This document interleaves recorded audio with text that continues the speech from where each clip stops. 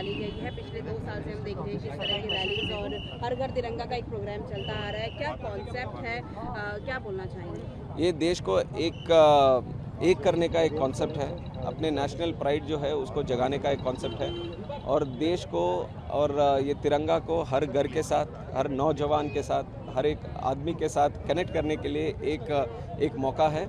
और पिछले 2 बार जिस तरह से ये हर घर तिरंगा कार्यक्रम चला, देश में एक बड़ा अच्छा नज़ारा देखने को मिला। इसी बार भी वैसे ही चल रहा है, तो बड़ा मन प्रसन्नता से जाग उठता है कि जब हर घर तिरंगा नज़र आता है। तो सबसे पहले तो स्वतंत्र दिनोत्सव की बधाई सबको दूंगा मैं। 2 दिन में अभी जो स्वतंत्रता के दिनोत्सव हम बना रहे, पर उसी के साथ साथ हमें देश को आगे बढ़ाने के लिए एक कमिटमेंट भी की ज़रूरत है। वो कमिटमेंट ये, जैसा इस तरह के अगर प्रोग्राम्स करते हो तो नौजवान भी देश की जो नेशन बिल्डिंग है उसमें भी उनको मिलने का एक मौका मिलता है, तो उसके लिए ये बहुत ही महत्वपूर्ण कार्यक्रम है। जी सर, एक सवाल, बंगाल में जिस तरह से एक मेडिकल स्टूडेंट के साथ रेप मर्डर हुआ, उसके बाद में जो है बंगाल गवर्नमेंट की तरफ से ऐसा कुछ स्टेट नहीं लिया गया। आज मेडिकल फेडरेशन जो है ओपीडी प्रोटेस्ट पर भी है, कैसे देखते हैं आप पूरे इंसिडेंट को? नहीं, वो इंसिडेंट स्टेट गवर्नमेंट को भी रिस्पॉन्सिबिलिटी लेना पड़ेगा। उसको भी जो कार्यक्रम करने हैं वो बेटी को न्याय दिलाने के लिए, इस तरह से हादसा हुआ वो कहीं होना नहीं चाहिए था इस देश में। जब इंडिपेंडेंस डे की बात चल रही है उस टाइम पे इस तरह का हादसा होना, तो उस परिवार को न्याय मिलना चाहिए। तो उसके लिए केंद्र सरकार को जो भी कदम उठाने उठाएंगे।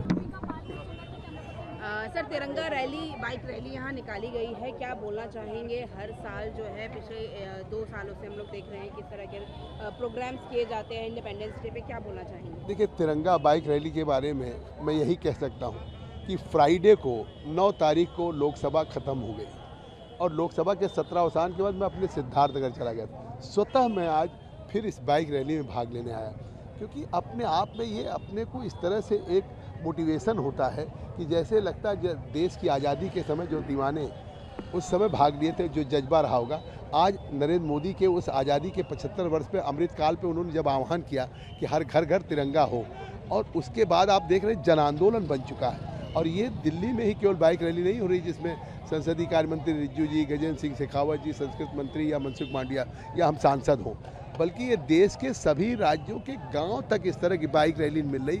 हजारों युवाओं, बुजुर्ग, नौजवानों, बच्चों के हाथ में इस तरह की तिरंगा उनके हाथ में है, लोग अपने घरों पे लगा रहे हैं, बाइक रैली है। ये इस बात को पूरे विश्व को संदेश जा रहा है कि ये देश के लोगों में अपने भारत के प्रति प्यार, भारत के प्रति स्नेह और भारत की एकता और अखंडता को अक्षुण्ण रखने का संकल्प है। जी सर, बंगाल में जिस तरह से मेडिकल स्टूडेंट के साथ एक रेप मर्डर की घटना हुई, उसके बाद उनकी सरकार का, बंगाल सरकार का ऐसा कुछ ज़्यादा खास जो है इन्वॉल्वमेंट या उनकी तरफ से कोई खास कार्रवाई नहीं करी गई है। ऐसे में मेडिकल फेडरेशन ने आज ओपीडी प्रोटेस्ट रखने का नेशन वाइड में जो है वो किया है, कैसे देखते हैं आप? देखिए, ये बहुत ही निंदनीय घटना है, बड़ी घृणित है। एक देश की बेटी के साथ फिर से इस तरह की घटना जैसे निर्भया की हुई हो, फिर से उस तरह का एक लोगों के मन में दर्द है। और ऐसे उस टाइप के जो रेपिस्ट हैं जिन्होंने हत्या की है उनको फांसी दी जानी चाहिए। ये राजनीति का विषय नहीं है। बंगाल सरकार को भी इसको अंजाम तक पहुंचाना चाहिए, लेकिन ये देश के लिए माथे पे कलंक है।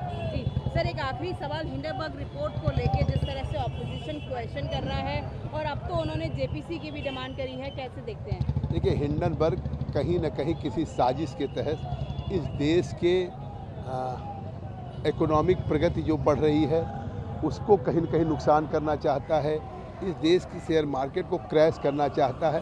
और मुझे लगता है जो एक बाहर की रिपोर्ट पर जिस तरीके से कांग्रेस पार्टी उनके साथ होती है, तो कहीं न कहीं लगता है कि एक तरफ दुनिया में हम सबसे तेज़ी से बढ़ते हुए हमारा ग्रोथ रेट है, जीडीपी है, आज हम चाइना, अमेरिका को पीछे छोड़ चुके हैं, और दूसरे तरफ इस तरह की फॉल्स जो हिंडनबर्ग दे रही, जिसमें साफ सेबी के लोगों का बयान आ चुका है और सारी बातें पहले भी हो चुकी, उसमें भी कुछ भी सच्चाई नहीं था, तो ये एक साजिश है। तिरंगा बाइक रैली पे क्या बोलना चाहेंगे मैडम? जगह जगह बाइक रैली निकाली जा रही हैं, आपकी शायद ये सेकंड रैली है, आपसे कवर कर रहे हैं? ये मेरी चौथी रैली है। ओके, आप चौथी रैली है आपकी, क्या बोलना चाहेंगे, क्या मैसेज देना चाहेंगे? विजयी विश्व तिरंगा प्यारा, झंडा ऊंचा रहे हमारा। आदरणीय प्रधानमंत्री श्री नरेंद्र मोदी जी के आह्वान पर हर घर तिरंगा कैंपेन जन आंदोलन में तब्दील हो गया है और जैसा आपने देखा कितने हर्ष और उल्लास का यहाँ पर माहौल है।